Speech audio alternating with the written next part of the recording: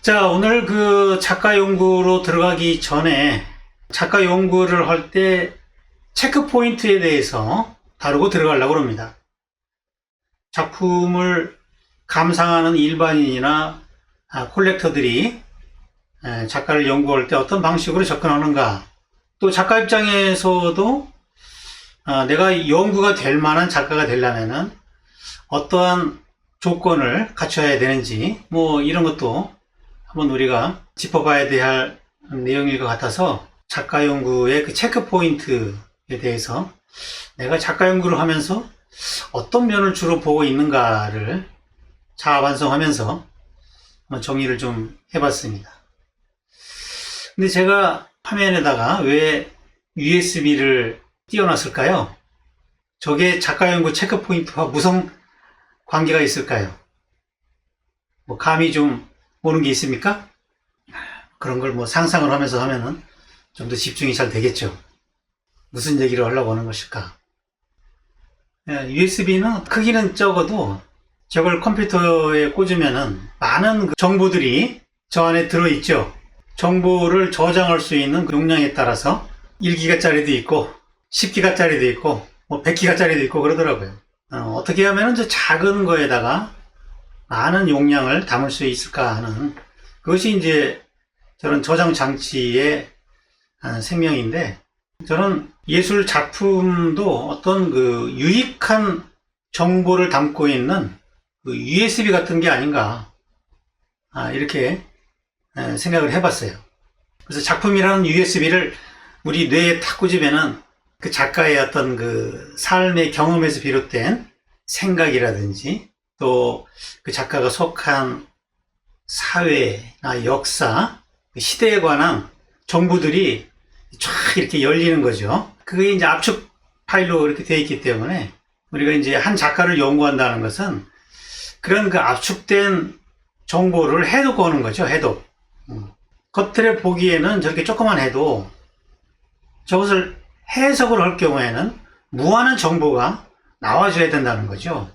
우리가 작품에서 감동을 느낀다는 것은 그 물질 자체에서 감동을 느끼는 것이 아니라 그런 조형 언어를 그 작가가 선택하게 되는 어떤 그 작가의 생각과 철학, 이런 거에서 우리는 감동을 받는 거죠. 왜냐하면 감동이라는 것은 인간 마음의 영역 아니겠어요? 인간 마음의 영역이고, 그 마음이라는 것은 이 정신과 공명을 하는 거기 때문에 결국에는 이 물질로 된 작품이 어떤 정신성이 압축이 되어 있을 때 그것을 해석을 통해서 우리와 공감대가 만들어지고 어떤 공명이 이루어진다는 거죠. 근데 어떤 작품은 시각적인 쾌감을 주는데 열어봤더니 별 내용이 없는 거예요. 디자인은 아주 좋아요. USB 디자인 아주 좋은데 꽂아봤더니 그 안에 정보들이 별로 없어요. 그거는 이제 작가가 별 정보들을 저장하지 않은 거죠. 메시지가 별로 없는 거예요. 그냥 아름다운 풍경이나 꽃을 그리고 그냥 꽃이 아름다워서 그랬다는 거예요. 응? 그럼 연구할 게 뭐 있냐는 거죠. 꽃이 아름다워서 그랬다는데 뭘 연구해? 연구해봤자 그 얘기라고요. 그 얘기 하는데 몇 분이나 걸리겠어요? 1분 얘기해도 힘들겠죠. 할 얘기가 없는 거죠. 그런 작품은 USB로 하면은 한 100메가 정도의 분량? 네, 100메가. 1기가도 안 되는 거죠. 사람을 볼 때도 이제 감동을 하는 것이, 외모를 보고 감동하는 것은 그건 아주 일차적인 거죠. 외모를 치장하고 화장을 열심히 하고 해가지고 멋있어 보이는데 조금 같이 대화를 하다 보면은 머리가 비어 있어요. 그러면은 오래 가기 힘든 거죠. 그렇게 사람을 보면은 실패하는 확률이 대단히 높죠. 그래서 우리가 작품을 볼 때도 그렇게 외양을 가지고 판단하기는 굉장히 어렵다는 거죠. 얼마 전에 미국 콜로라도 주립 박람회 미술대회에서 이 디지털 아트 부분에 1위를 한 작품이 AI로 만든 작품이라 해가지고 논란이 많이 됐었죠. 미국의 게임 기획자인 제이미슨 앨런이라는 사람이 미드저니라는 프로그램을 이용해가지고 이 작품을 만들었어요. 그래가지고 우승을 한 거죠. 그래서 이제 이 작품이 로봇이 우승한 거나 마찬가지다라는 부정행위라고 보는 사람도 있고, 기술을 도구로 활용하기 때문에 문제가 없다는 사람도 해가지고 논란이 좀 됐었는데, 저는 뭐 그런 부분이 그 논란의 핵심은 아니라고 봐요. 사실 뭐 우리가 작품을 제작을 할 때 사진이라든지 또 뭐 포토샵이라든지 뭐 다른 매체들을 사실 많이 그동안 써왔었잖아요. 그런 것처럼 뭐 AI라는 그 매체를 사용하는 거기 때문에 그 자체가 문제가 되지는 않는다고 저는 보고 있고요.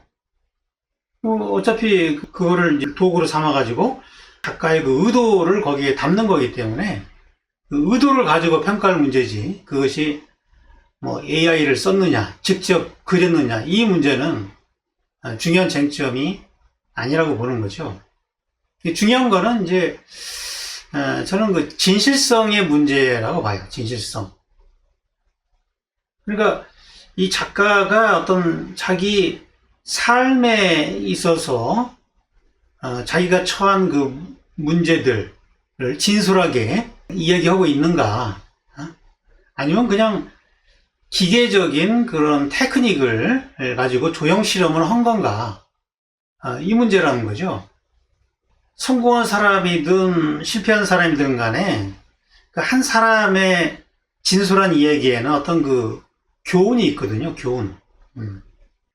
우리가 뭐 인간관계에서는 뭐 남을 속이기 위해서 또는 뭐 나를 잘 보이기 위해서 어떤 행동들을 하지만 예술에서는 그러면 안 되거든요. 예술에서만큼은 진술해야 되거든요. 우리는 끊임없이 삶에서 갈등을 갖고 있잖아요. 예술에서는 그 삶에서의 갈등과 고뇌가 담겨야 되는 거죠. 그럴 때 모든 삶이라는 거는 저는 교훈이 있다고 봐요. 실패했으면 그 실패에 따른 교훈이 있는 것이고, 성공한 사람은 그 성공에 따른 교훈이 있는 것이고, 자기 삶을 반영할 때 거기에 어떤 그 중요한 정보들이 들어가 가지고 다른 사람한테 어떤 유익을 줄 수 있는 그런 정보가 담기게 된다고 보는 거죠. 그래서 이 진실성의 문제는 예술에서 중요하고, 이렇게 그 작가의 삶이 작품에 들어간 작품들은 용량이, USB의 용량이 커지는 거죠. 이렇게 자기가 들어가면은 한 뭐 USB로 하면 한 1기가 정도의 용량이 담긴다 하는 거죠. 뭐 이런 작가를 연구할 때는 한 10분 정도는 할 얘기가 있어요.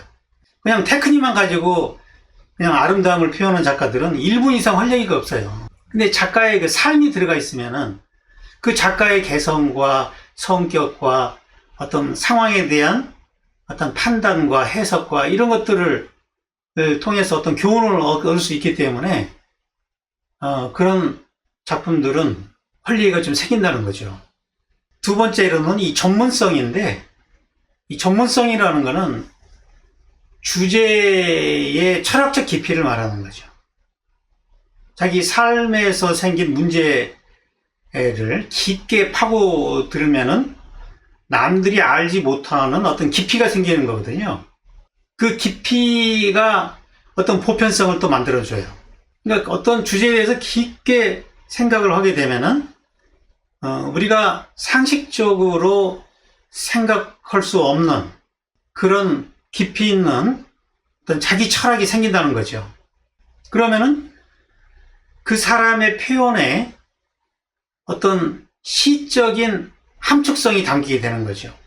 똑같은 말을 해도 그 말이 의미하는 그 깊이가 다르다는 거죠. 내용의 깊이가 다르다. 예를 들어서 우리가 뭐 대화하면서 네 주제 파악 좀 해라 임마, 이렇게 말하는 것과 소크라테스가 너 자신을 알라 라고 말했을 때 뭐 그거를 영어로 번역하면 똑같겠죠. 같은 언어로 표현이 되더라도 그 언어가 함의하는 그 의미의 깊이는 다르다는 거죠. 어린애들이 뭐 저것은 산이다, 저것은 물이다, 이렇게 표현하는 거와 성철 스님이 산은 산이고 물은 물이다 이렇게 말하는 것 사이에는 엄청난 의미의 깊이에 있어서의 차이가 있다는 거죠. 그러니까 우리가 단순하게 표현된 언어만 보고 그 깊이를 판단하는 것은 이건 쉽지 않아요. 해석을 통해서 그 너머의 의미들을 파헤쳐 들어가야 되는데 이것이 바로 연구예요. 작가 연구라고요. 작가가 흔적으로 남겨놓은 그 작품을 파고 들어가면서 그 깊은 그 의미 체계를 끌어내는 거거든요. 그럴 때 그 전문성의 어떤 깊이가 드러난다. 좋은 작품은 해석을 가할수록 전문적이고 깊이 있는 정보가 들어있고 그 깊이가 있는 것들은 무한히 확장이 되면서 끝없는 해석을 낳게 되는 거죠. 근데 형식만 번지르르 해가지고 안에 들어가 봤더니 아무것도 없어요. 이런 작품들은 배신감을 좀 느끼는 거죠. 예를 들어서 뭐 누가 선물을 줬는데 포장은 아주 그럴듯하게 해서 보냈는데 뜯어봤더니 뭐 별 내용이 없어. 그러면은 약간 기분이 좀 안 좋죠. 그죠? 그냥 뭐 포장을 소박하게 하든지 이런 거라고요. 저는 이 한국 미학을 많이 이야기하면서 작가 연구할 때 보면은 이 외국 작가들을 더 많이 하죠. 한국 작가들은 거의 안 하고. 그 이유가 이렇게 좀 까보면은 해석을 해보면은 뭔가 좀 이야기가 풍요롭게 나와줘야 되는데 한국 작가들은 그렇게 나올 만한 작가들이 많지가 않다는 거죠. 그러니까 뭐 할 얘기가 많지 않아요. 짧게 끝나는 거죠, 그냥. 그러다 보니까 이제 외국 작가들을 많이 하게 되는데 이 전문성이라는 거는 그 뭐 이 테크닉의 문제가 아니고 예술이 무언가에 대한 어떤 그 사유, 그리고 이 인간이란 어디서 왔고 어디로 가는가, 그런 인문학적인 사유, 우리가 상식적으로 알고 있는 것들을 다시 질문, 회의를 하면서 이 사유를 해 나갈 때 그 깊이가 생기는 거거든요. 이건 테크닉의 문제가 아니라는 거죠. 그리고 또 한 가지는 표현력인데, 이거는 이제 메시지가 생겼으면은 그것을 표현할 수 있는 어떤 창의성이거든요. 창의성. 진실성과 전문성은 있는데 표현력이 부족한 작가가 있고, 또 진실성과 전문성은 약한데 표현력이 강한 작가가 있죠. 이건 뭐 작가마다 다 다르겠지만 이 대가가 되려면은 이 세 가지가 균형이 잡혀 있어야 되는 거죠. 진실하기도 하고 또 전문적 깊이도 있고 또 표현력도 좋다. 그러면은 이게 대강인 거죠. 그죠? 표현력은 좋은데 진실성이 약하고 전문성이 없다. 그러면 이제 소가가 되는 거죠. 소가. 표현력이 좋고 진실성까지가 있다. 그러면 중가 정도 되겠네요. 중가. 소가, 중가, 대가로 이렇게 나눈다면은.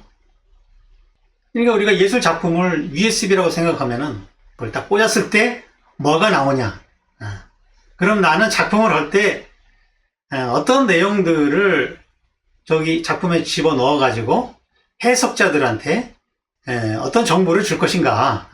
이걸 좀 고민할 필요가 있는 거죠. 그런 전략이 필요하다는 얘기예요. 그런 관점에서 오늘 다루게 될 안젤린 키퍼는 이 세 가지 조건을 완벽하게 갖춘 작가가 아닌가, 그렇게 생각이 돼요. 그래서 저는 그 생존 작가 중에서 가장 중요한 작가 중에 한 사람을 안젤린 키퍼로 보고 있어요. 데미안 허스트나 이런 작가들하고는 좀 전문성에 있어서 그 깊이가 좀 다르다는 거죠.